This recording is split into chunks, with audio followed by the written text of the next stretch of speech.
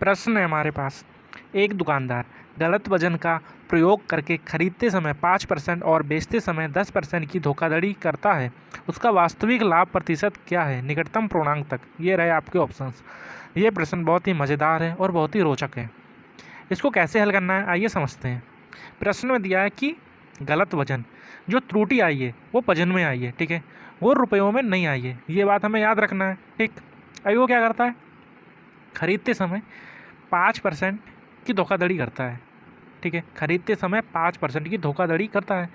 मान लेते हैं कि जो ग्राहक है, ठीक है, मतलब जो धोखाधड़ी कर रहा है वो कहीं से एक वस्तु खरीदता है, तो वस्तु अपने आप में 100 होती है, तो 100 में क्या 5% की धोखाधड़ी करता है, तो कितना 105, ठीक है। उसने किसी दुकानदार से 100 में वस्तु कोई खरीदी, ठीक है, मतलब जो दुकानदार था उसने 100 में एक वस्तु दी, लेकिन क्या जो खरीद रहा है उसने 5% की धोखाधड़ी कर ली और लिया कितना 105, तो यहाँ से उसके पास 5 ग्राम का प्रॉफिट हो गया, ठीक है। अभी बेचते समय वो 10% की धोखाधड़ी करता है।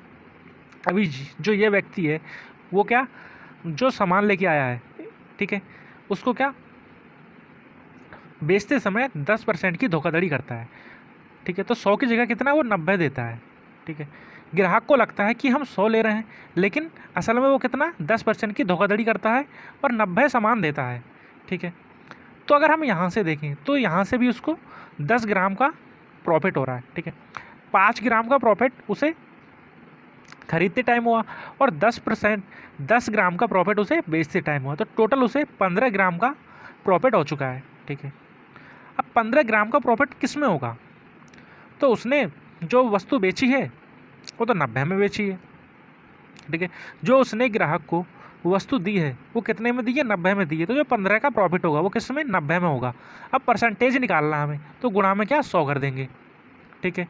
तो यहाँ से 0 से 0 कैंसिल हो जाएगा, वैल्यू बचेगी हमारे पास 3 पच्चे में 15 और 3 तियाँ 9, तो 50 बट्टे में 3। जब हम इसको सॉल्व करेंगे तो हमारे पास वैल्यू आएगी 3 एकम में 3, 6.6 में 12, तो इसको हम क्या लिख सकते हैं, इसको हम लिख सकते हैं 17, ठीक है।